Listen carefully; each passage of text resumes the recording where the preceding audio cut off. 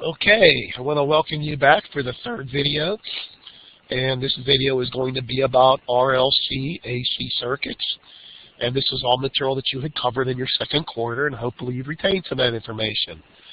And I must say, one of the nice things about having the Collaborate video is that since I have a cold, I'm not teaching you directly, so when I talk and I spit all over the place, nobody in the class is going to get sick.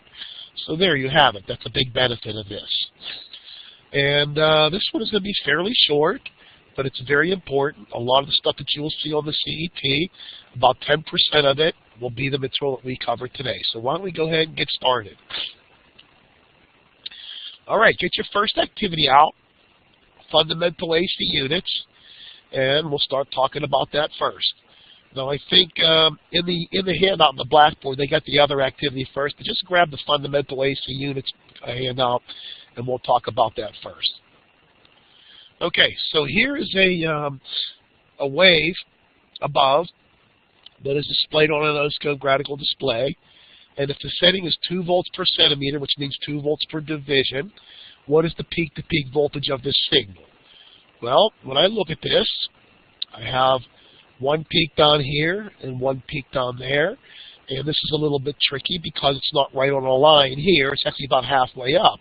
So you've got to kind of use your intuition and kind of count the divisions, even though it's not directly on the line here. So if I count 1, sorry, here would be 0, 1, 2, 3, 4, it's about 5 divisions.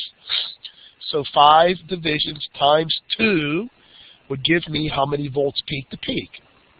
Well, that would be 10 volts peak to peak because I'm counting in units of 2.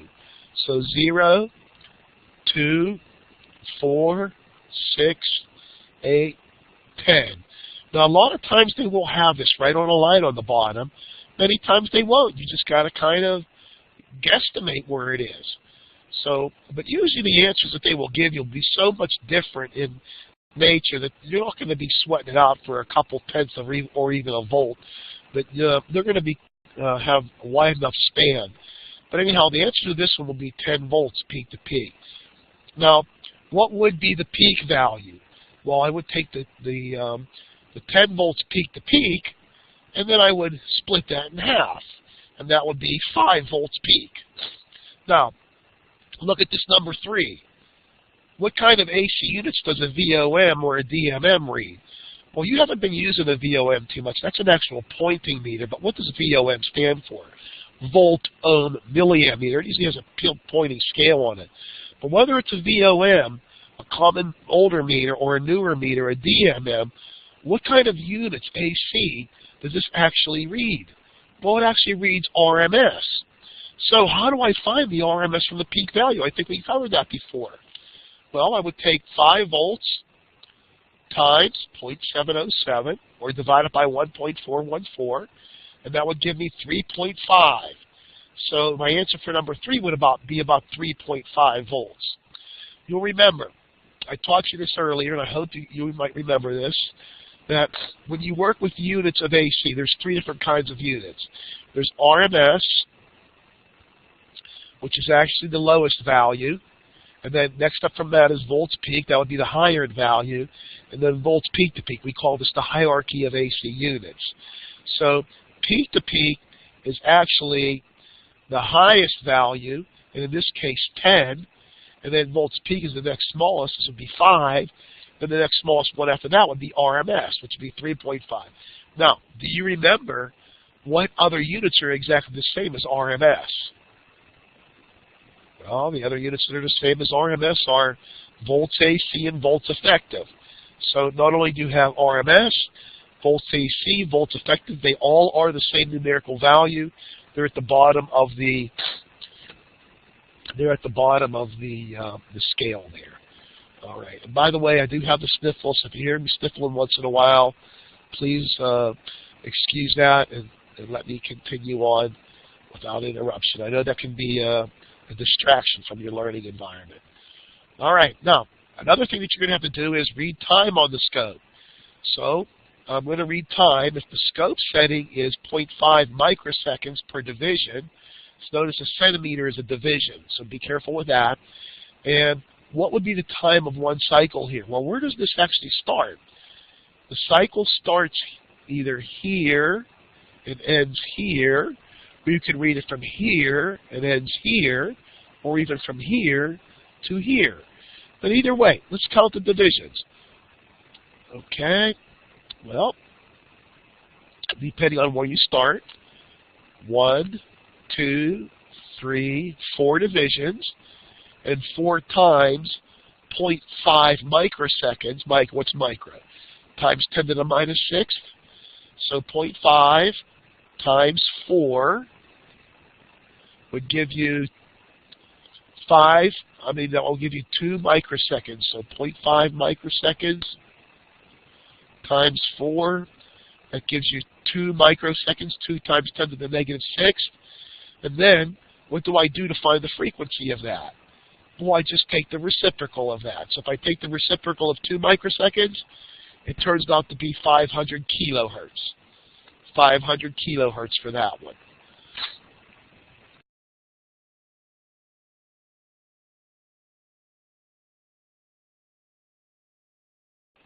Okay, let's move on to the next slide here. On a DMM or a VOM, which would be the same kind of mechanism, but one has a pointer and one doesn't, you read 120 volts AC. What is the peak voltage that would appear on the oscilloscope? Well, we know that on the meter it reads RMS, or volts AC, or volts effective. To convert to peak, I can divide by 0.707 or multiply by 1.414. So let's do that. 1.414 times 120 volts, that gives you 170 volts peak. So the amount of volts that I have there would be 170 volts peak. All right, what would be the peak-to-peak voltage or amplitude? And don't forget that amplitude actually is another word for the volts peak-to-peak. But sometimes the amplitude is specified in peaks. And more often than not, you'll see a unit after it. Well, what's the amplitude in volts peak or volts peak to peak? In this case, peak to peak. Well, 2 times 170, right, to get the peak to peak value. So 170 times 2, what do you get? 340 volts peak to peak. Did you ever wonder why 120 volts in the wall gives you a good shock? Well, there's why right there. The actual voltage of that is 340 volts peak to peak. If you make a circuit with your fingers or part of your body with a potential of 300 volts peak to peak, you're going to get the little electrical surprise. Okay. On a frequency counter, you read 2,000 hertz, which is 2 kilohertz. What would be the time period? Well, we know the frequency is the reciprocal of the time period. So you just punch in 2,000 hertz, 2,000 or 2 kilohertz, and take the reciprocal, and looks like my time period would be 500 microseconds. So 2 kilohertz, take the reciprocal, and I get 500 microseconds or 0.5 milliseconds. What would be the time of one alternation? Well, one alternation would be half of that. If all of this is 500 microseconds, one alternation in here for half of the time period will be 250. So you're going to have to be able to look at these waves, and you're going to have to be able to know what is the volts peak, what is the volts peak to peak, what is the time period, how long is one alternation, because they might give you one alternation instead of one whole cycle and ask you to find the frequency. Or they might give you the frequency to tell you what is the time of one alternation. So you have to be careful. Remember, we said that they purposely try to make these things tricky. Not just on the CET, but actually on just employment entry examinations. Sometimes they'll give you a little quiz before you're allowed to get an interview to filter out the ones that don't know hardly anything about electronics, so they don't waste any time with you. So you have to be prepared to answer some of these basic questions. How about number 11? How do many DMMs and VOMs read AC sine wave? Well, it's interesting to note, and I don't think anybody has ever taught you this, but many DMMs and VOMs only read DC. So they have to rectify and convert the AC waves into a DC value. And that's what they do. Many older DMMs and VOMs will actually rectify and convert the AC into a DC and then actually read a DC level, even though when you're set to AC, it'll have AC on the scale when you read it out.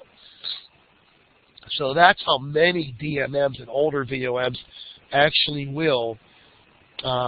It'll actually convert the AC into DC and actually read a DC value, even though on the scale it says AC.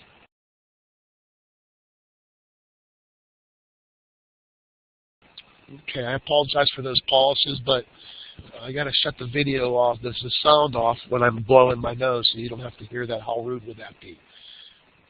All right, now, why are sine waves the only AC wave that a DMM or a VOM can read properly? Well, sine waves are the most common wave. And one of the most common waves that you read will be the 60 cycle that's in a wall. Many electricians use meters to read the 60 hertz in a wall. And so, since a sine wave has a different average value than other shapes waves, DMMs are made to read sine waves because they are the most common. Any other wave will not give you a proper RMS value. So if you ever read any other shape wave except for a sine wave, you cannot trust what the DMM is saying. So why do they read sine waves? They're designed to read sine waves. Sine waves are the most common. 60 cycle is the most common sine wave. The sine wave in your wall. All right, number 13. Why can you not read very high frequencies with a DMM? Well, likewise, what is the most common sine wave? The 60 hertz in the wall. Generally, DMMs are made to read lower frequencies.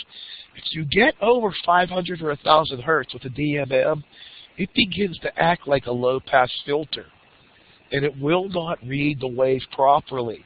So the accuracy of the DMM wanes or gets poor after you get above a certain frequency. Generally, if you read your instruction manual that you get with your DMM or volt ohm milliamp meter, it'll tell you how reliable it is up to a certain frequency. It'll be right there in the specifications. It'll read up to 1 kilohertz. I think that your B&K, the one you got from PTI, it's a really, really good meter. I think it's pretty good up to about 2 or 3 kilohertz without any trouble for reading at high frequencies. But anyhow, that's why you can't read high frequencies. DMMs behave like low-pass filters, and a DMM is designed to read the most common frequency the best, which is 60 cycle. All right, get to the next activity here. Let's talk about resistance, reactance, and impedance. You need to know the difference between these three terms: resistance, reactance, and impedance. When you go to an interview, it's very common that an interviewer will ask you, can you tell me the difference between resistance, reactance, and impedance? You're going to have to tell them something. Usually they'll say, oh, reactance and impedance, that's just resistance, isn't it? Well, no, it is not resistance. That's why you have 3 different words there. Well, what is resistance? Resistance is the same for AC and DC, and resistance never changes with frequency. Resistance is a pure value that is caused by a resistor. Resistances do not change their value when exposed to AC or DC. Reactance, on the other hand, is the opposition that is presented to an AC circuit by an inductor or a capacitor.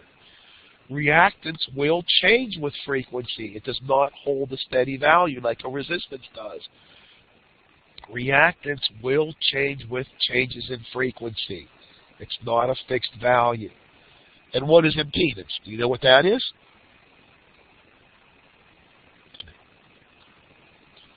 Impedance is the combination of reactance and resistance. It has some component that does not change, and it has another component that does change with frequency. So you have to have special words for each of those 3. Resistance. In a formula, Resistance is represented by the letter R. And what is the unit? The unit is ohms. In reactance, in a formula, reactance is represented by the letter X. Again, the units are ohms. Impedance is represented by the letter Z. What are the units? Ohms. And this is why too often technicians and engineers will go to an interview and they'll say, what is reactance? And somebody will blurt out, well, that's resistance, right? Because they're confusing the ohms of resistance and reactance and impedance as all being the same. They are not the same. All right, how do you find the amount of ohms for an inductor? Well, X sub L is equal to 2 pi's for Larry, for inductance, frequency inductance. And here it is right here. How do I find the opposition of current for capacitance, for AC current? Well, that's capacitive reactance. That would be X sub C. And it's the reciprocal of 2 pi's for Charlie.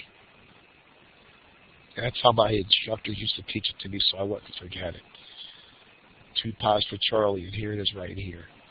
So capacitive reactance here, the inductive reactance there. Okay. That's how you actually find it. All right. When you look at this circuit here, number 6, there'll be questions like this. And they'll give you a bunch of formulas for answers like A, B, C, D, and E. And they'll have a bunch of different formulas there. And they'll ask you a simple question like this. Which of the above would you use to find the opposition to AC in the circuit below? Well, they might give you a formula for series resistance. They might give you a formula for inductive reactance, capacitive reactance. They might give you a formula Z is equal to the square root of R squared plus X squared. But you need to be able to identify this. Which formula would you use?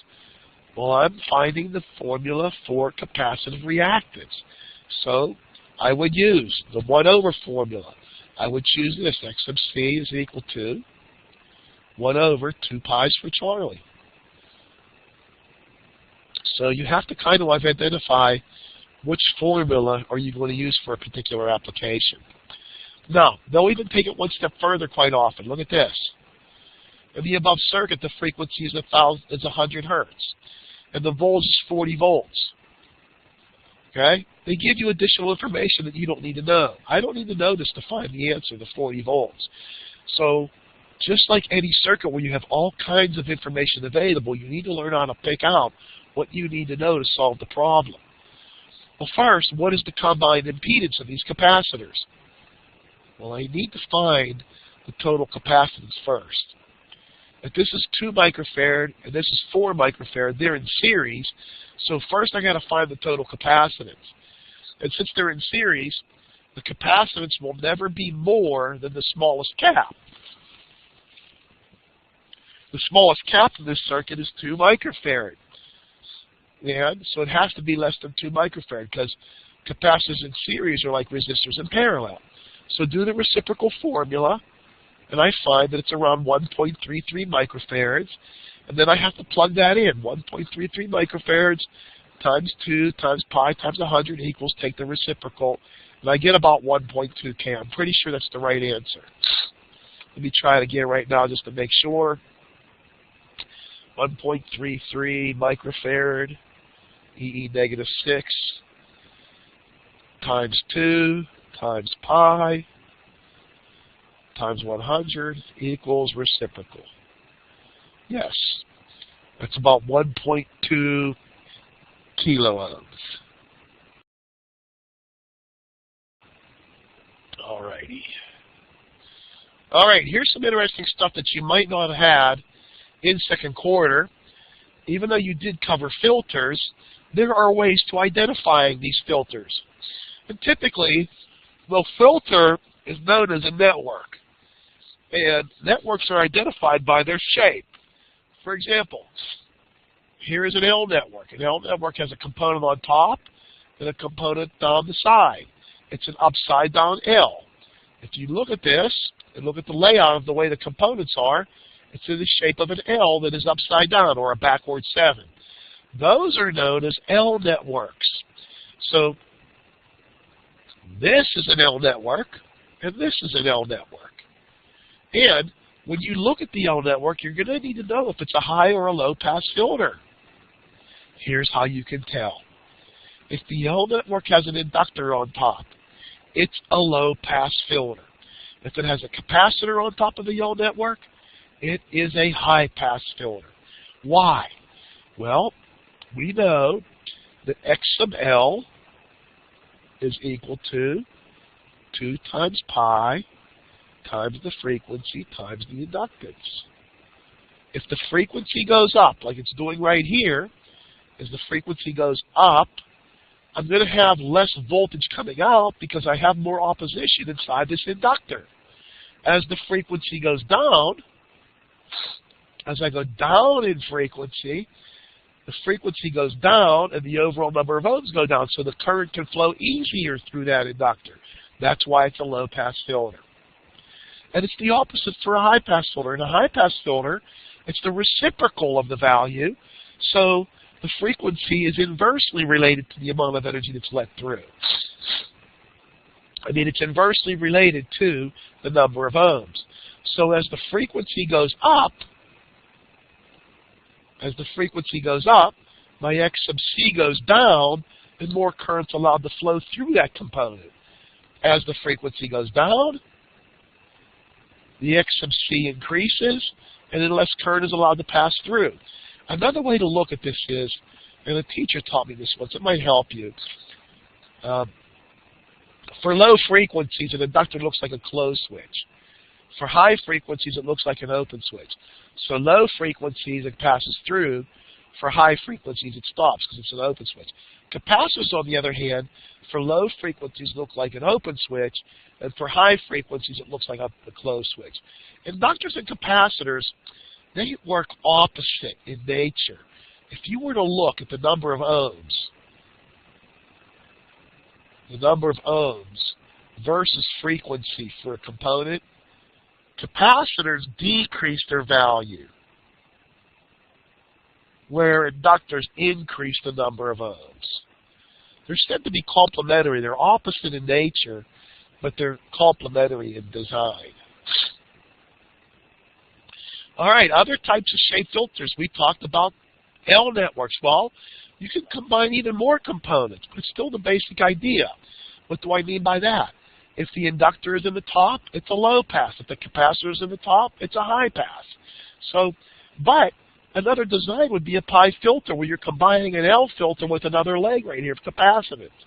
So a pi filter is in the shape of the letter pi. So if you think about the Greek letter pi, it looks like this. All right, that's what you have here. 2 legs down and a hat on top. But a pi filter network is in the shape of a pi. A pi low pass,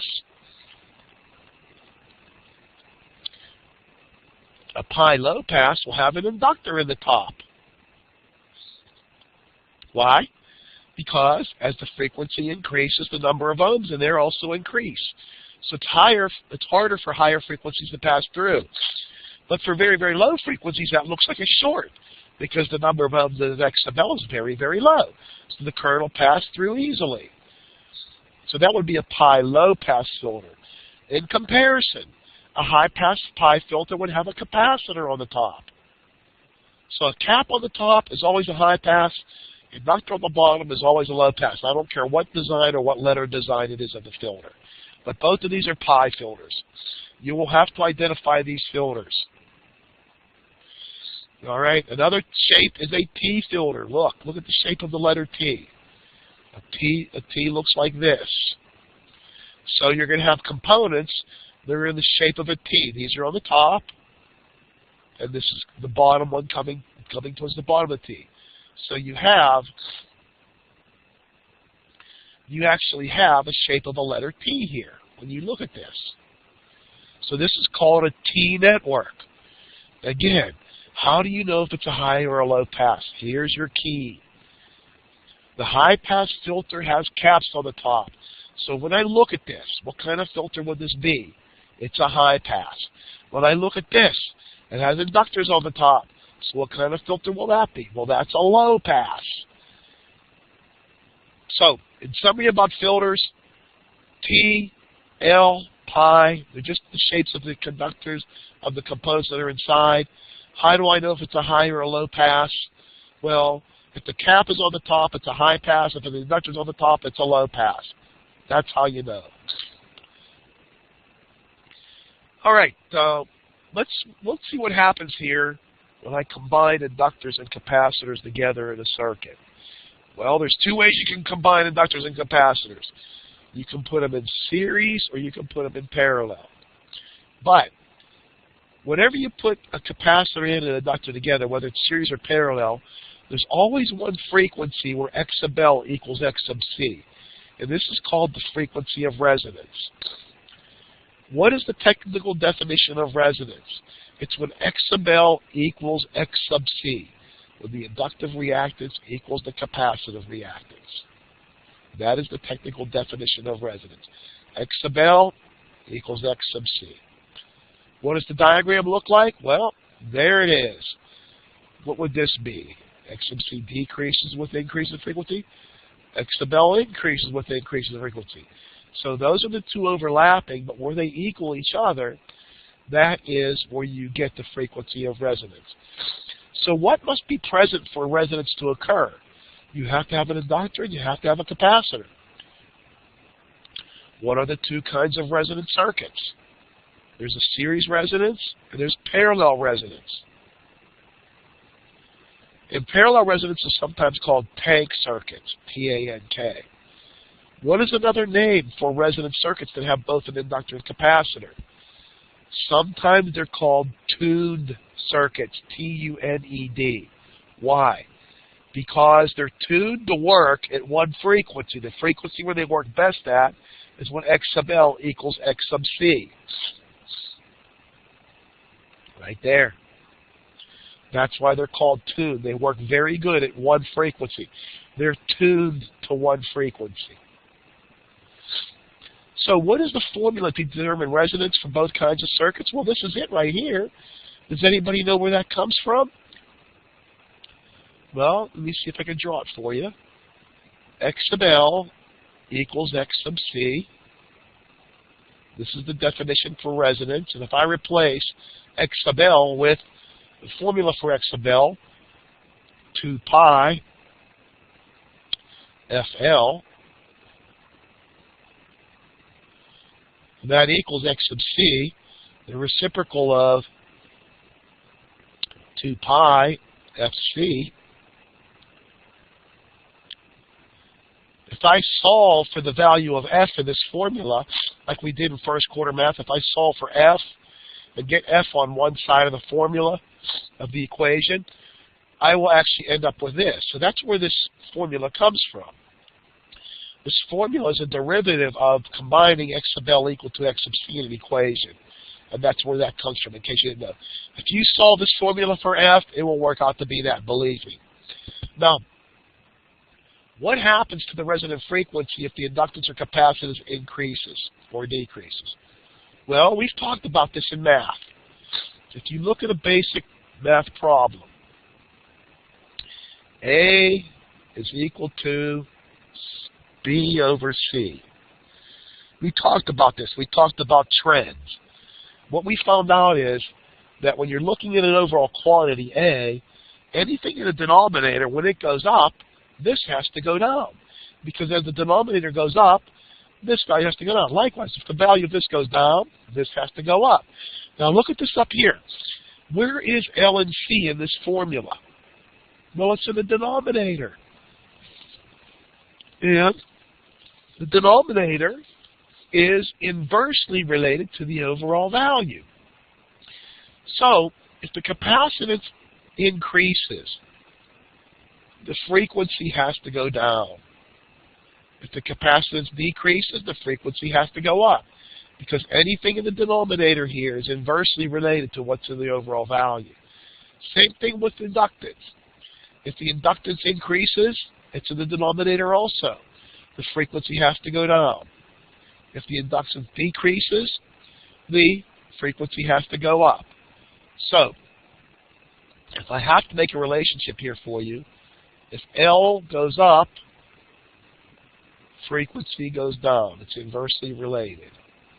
If capacitance goes up, frequency goes down. They're inversely related. So inverse, when one goes up, the other one goes down. All right, if I drew a series resonance circuit, here it is right here. This is number 8. Here's my circuit. An interesting thing about a series circuit, and hopefully you've learned this in the second quarter, is that a series circuit looks like a short only at the frequency of resonance. So, if I was to draw a graph for a series circuit of current versus frequency, at the frequency of resonance right here, I would have the most current because it looks like a short circuit in there. And the current is highest at the frequency of resonance. Above the frequency of resonance, when you go over here, the inductor increases its ohms, and so it makes the current taper off. Below the frequency of resonance here, the capacitor increases its number of ohms. At the frequency of resonance, these both look like a closed switch. Above resonance, that looks like an open. Below resonance, that looks like an open. And that's why there's no current above or below resonance for a series circuit. So, a series circuit looks like a short at the frequency of resonance. Why? Because X sub L cancels X sub C, and there's no ohms in the circuit. So what is the current maximum, the combined impedance minimum for a series resonance circuit? This is a tricky question because they're going to ask you something like this. This will certainly be on the test.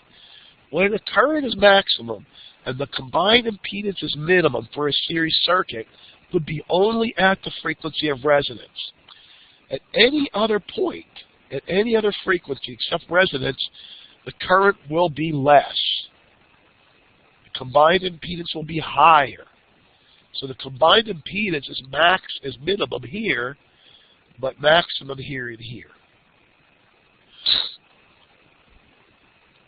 So a series resonance circuit acts capacitive below because this adds ohms at lower frequencies.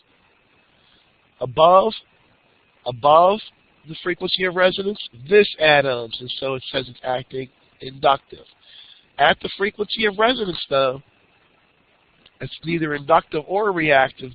It's neither inductive or capacitive because these two ohms cancel each other one for one, because they're 180 degrees out of phase. So, why is the series circuit inductive above resonance? Because this is adding ohms to the circuit. As the frequency goes up, my X sub L goes up. Why is the series circuit capacitive below? Because if it's below the frequency of resonance, the capacitor is adding adding ohms to the circuit.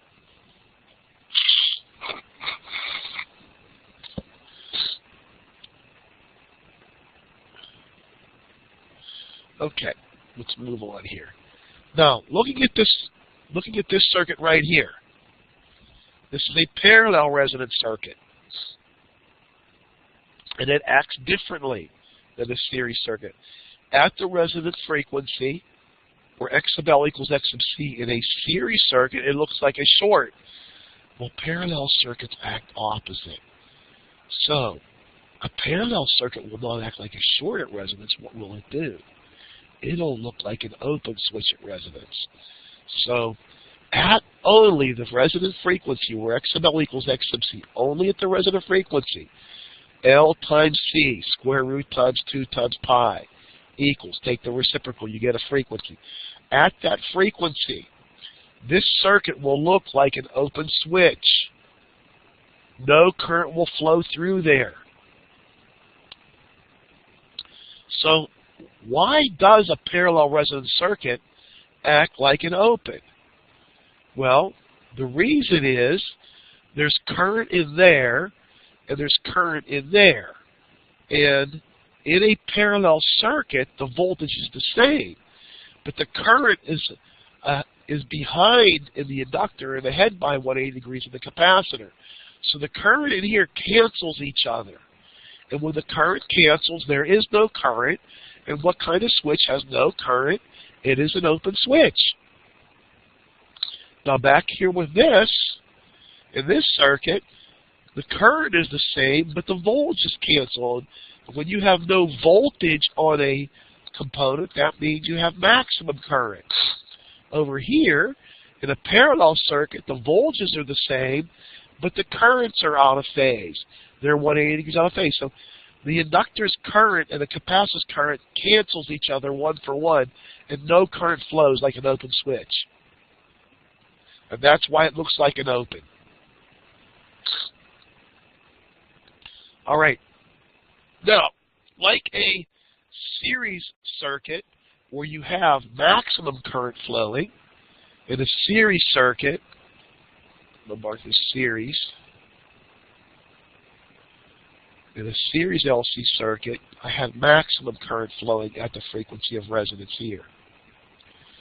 Well, what do you think is going to happen with with a parallel circuit? Well, with a parallel circuit, here's my current. At the frequency of resonance down here, F, 1 over 2 pi square root LC, I have minimum current flowing. But below resonance, current will flow. Above resonance, current will flow. Look, it's an inverted curve compared to this one on top for a series circuit. Here's the series circuit. Current is maximum at resonance. But for a parallel circuit, current is minimum at resonance. Why? Because the current and the inductor and the capacitor cancel each other. Now, why is the current higher above or below? Well, here's why. Below resonance, below, X sub L is 2 pi FL, and as the frequency decreases, more current will flow in there. That lets current flow below resonance. Above resonance, the capacitive reactance is less, 1 over 2 pi FC. And over here, the current will flow above resonance. But at resonance, these two cancel each other. It looks like an open switch. So below resonance, it's a closed switch, current flowing in there. Above resonance, current flows in the capacitor over here.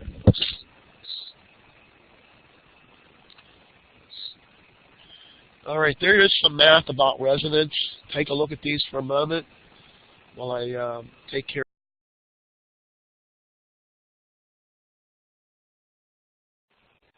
Good thing you can't hear that. It sounds like a foghorn when I'm blowing my nose. Sorry about that, so you had to wait. But you need to use the formula. Remember with your TI-30, you're not allowed to use a graphing calculator. So you got to get used to using a TI-30. You punch in your L with the proper notation. You punch in your C times C with your proper notation. You hit equals. Then you hit the square root sign. And then you do times pi times 2, and make sure you hit the equal sign, and then take the reciprocal. Here's an example right here. Try this one. 20 EE negative 3 times 50 EE negative 6 equals square root times pi times 2 equals, and hit the reciprocal. You should get something around 159 hertz on your calculator. Don't forget, you're not allowed to use a graphing calculator or one that you can put formulas in. So don't come to the CET exam with the graphing calculator. You won't be allowed to use it. I would recommend you just try using the TI-30 for these problems. As a matter of fact, although you can't do it in this problem, many of the problems you can just do in your head, like 2 divided by 1 or 4 divided by 2. All right. If I reduce the cap value, what should happen to the frequency? If the cap value goes down, the frequency should go up. When you redo this, it works out to be 225 hertz. So that proves to you the frequency does go up if the capacitive value goes down. So what is the relationship of capacitance to frequency? It is inverse. Okay, look at the original circuit in number 2, right here.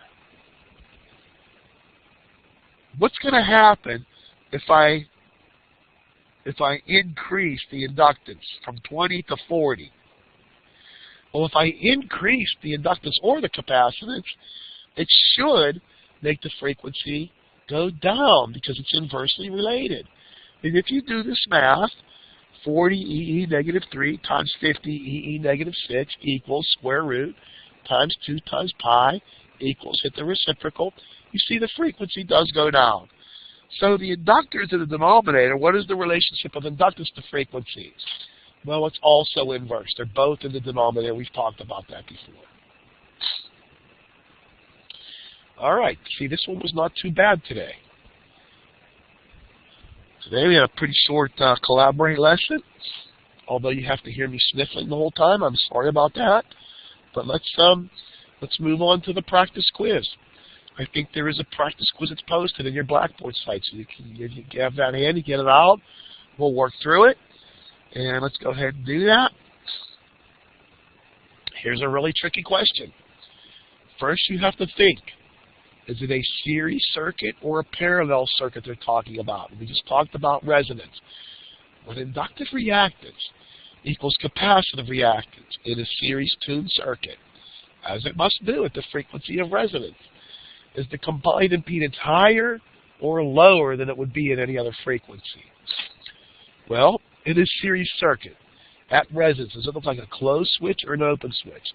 If you recall the lesson, a series circuit looks like a closed switch at resonance. So the number of ohms in that switch is very, very low. Okay, but if you get away from resonance, the number of ohms increases because of the capacitor or the inductor. So at resonance, you got to look closely at this. At resonance, is the impedance higher or lower in a series-tuned circuit? Well, the answer here would be lower.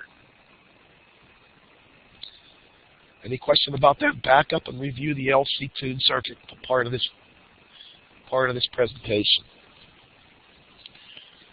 Okay, a sine wave is operating at a frequency of 1 kilohertz. What's the time period? Well, you've learned this, and hopefully you got it down by now. The frequency is the reciprocal of the time. Therefore, the time is the reciprocal of the frequency. This is an easy one. You should not miss the easy ones. Punch in 1 kilohertz, and make sure you use the right engineering notation. Hit equal. What do you get? 1,000 hertz. Reciprocal sign. I get 1 millisecond. There it is right there. 1 millisecond. All righty. Next question. What kind of filter is this? Well, look, Mr. T's here giving you a hint. Mr. T, he's pointing at us. Just pointing at him. Yeah, take that, Mr. T. Quit pointing at me. All right, what kind of filter is this? Well, first, I can see the layout here. I have something that looks like a T.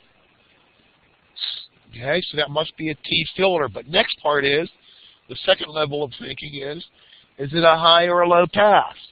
Well, what's the criteria? A high pass filter always has the capacitors on top. A low pass filter always has the inductors on top.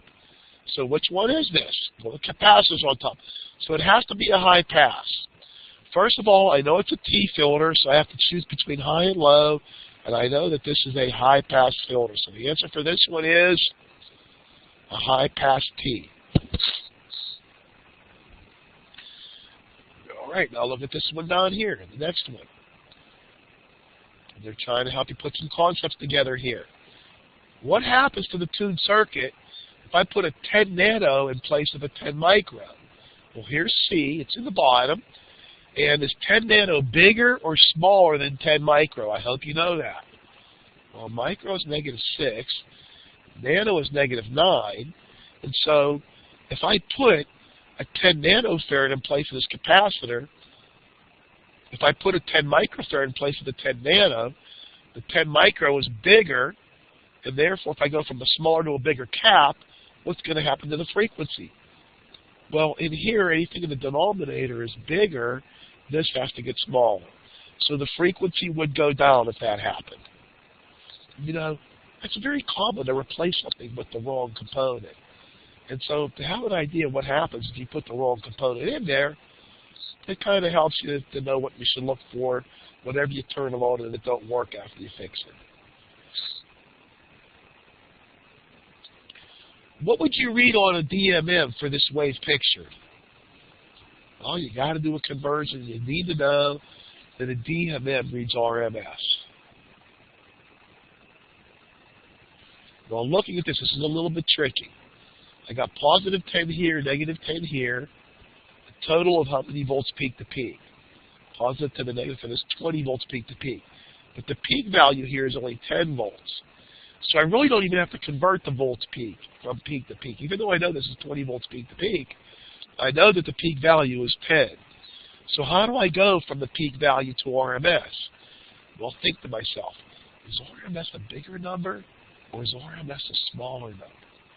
Well, RMS is the lowest on the hierarchy of units for AC. So I better get a smaller number than 10. So I can either multiply by 0.707 or divide 10 by 1.414. Either way, I'm going to get 7.07. My answer for this is 7.07. Now here's an interesting one. Look at this question. Number 6. The formula for calculating the opposition to AC current in the diagram below is, well, the opposition to AC current in this diagram below is capacitive reactance. But that doesn't help us because these are all marked capacitive reactance. You need to know which one of these is capacitive reactance. Well, which one is it? Hopefully you know. It's the reciprocal formula, A. So that would be the answer for number 6. All right, what kind of filter is this? Well, it's in the shape of the Greek letter pi, so I know it's a kind of pi filter. And is it a high pass or a low pass? Well, what's in the top? Looks like there's an inductor on the top. Looks like there's an inductor on the top of it, right there. So if it's got an inductor on top, you know that it's either it's a low pass filter. So it's a low pass, and it's in the shape of the Greek letter pi. This would have to be a low pass pi. Look at this distractor down here. Look how good that looks. Oh, well, there's a C, there's an L and a C in there. You know, someone didn't know what they were asking could possibly answer this. You have to watch for these distractors. They sound great. But your key to not answering distractors is this. If you see an answer on the test that you've never heard of, probably you should not answer that question. This is a good example. We didn't call anything a CLC. Even though there is a capacitor and inductor and a capacitor in there, we don't call these CLC filters. They're called low-pass pi filters. Okay. All right, the sign below, Y wave below, would have what frequency? Well, which one of these two values would I use and take the reciprocal of? This one or that one? Well, I need the cycle time of the whole wave. This is the time of only one alternation, or half of the wave. So punch in 2 milliseconds, 2 EE, -3, and just hit reciprocal. What frequency do you get? There it is, 500 hertz. These are the easy ones you must not miss. Okay. Now, we've talked about this in the past, so let's just review this concept here. Remember, there's two ways that a capacitor can have a small disk capacitor, a tiny one. We'll have the numbers on it.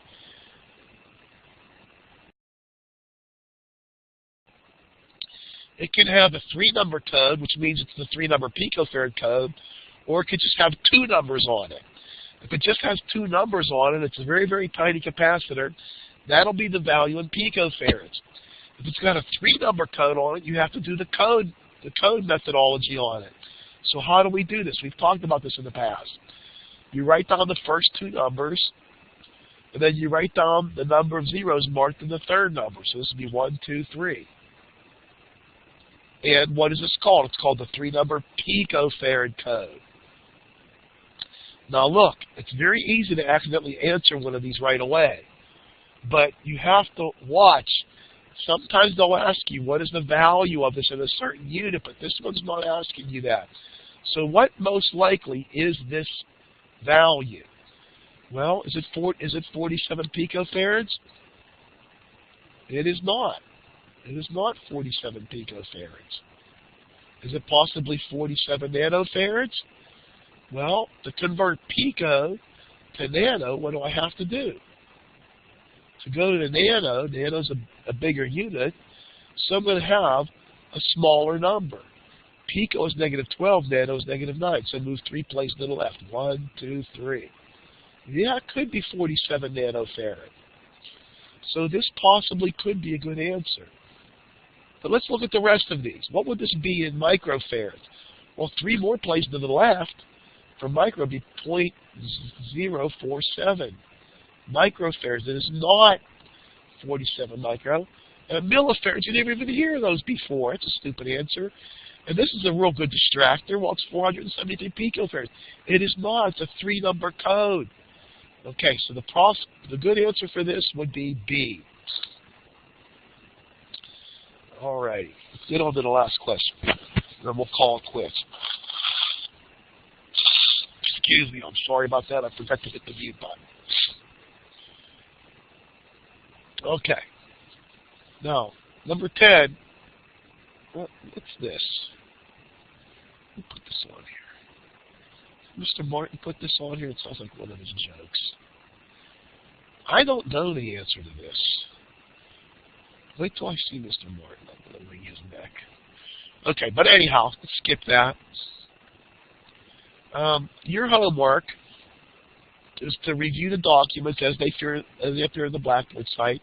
I've had a couple of requests to release the next week's notes early so you can start working on them earlier, and I'm going to do that.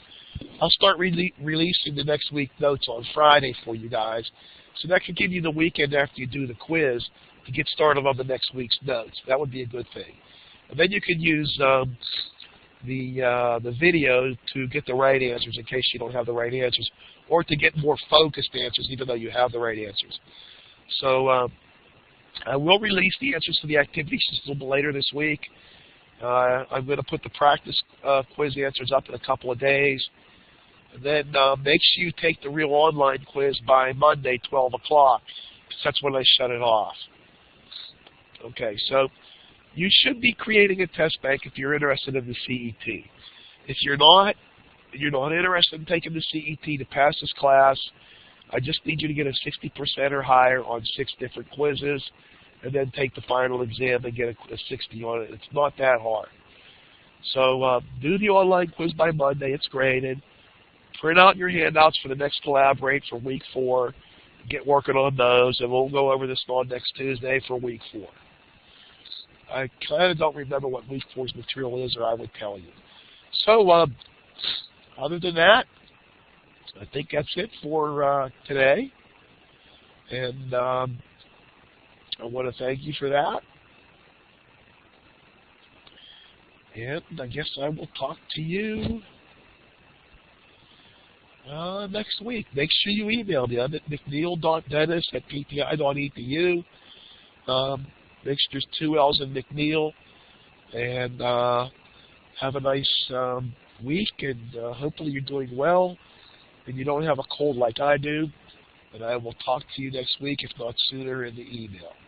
So thank you very much. Make sure you email if you have any questions, and then I'll respond as soon as I can. Sometimes I leave a little bit early, like around 3 or 4. If you email me after that, I might not be able to get back to you till the next day, but sometimes I do check it at home too. Alrighty, that's it for today, or tonight, or this morning, whatever it is that you are looking at. So I'll talk to you later.